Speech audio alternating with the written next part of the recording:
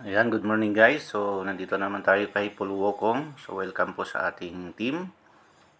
Ito po yung ating i-record ngayon kung gaano kabilis mag-withdraw dito sa project ni Paul Wokong. So, nandito tayo sa Polygon wallet natin. So, mayroon siyang 0.6. Yan, 0.6. Wala pang 1 Polygon.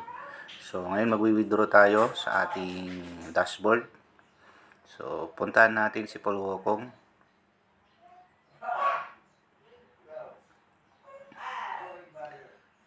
Ayan. So, nandito na tayo sa dashboard ni Paul Wokong. Ayan, meron tayong earnings na, ayan, 123 polygons.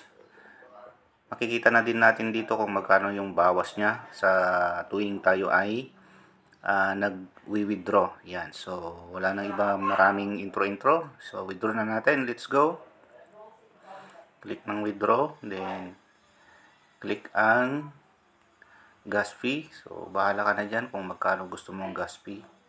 Click withdraw, then enter password. Ayan, kapag okay ng password, so click confirm.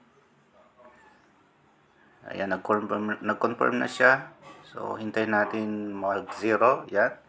So, successfully withdrawn na. Punta natin at balikan natin yung Polygon wallet ko. So, ayan. Ayun na po yung laman niya, 116. So, 10% yung nabawas kasi kanina, nasa 132 polygons yung ating withdraw.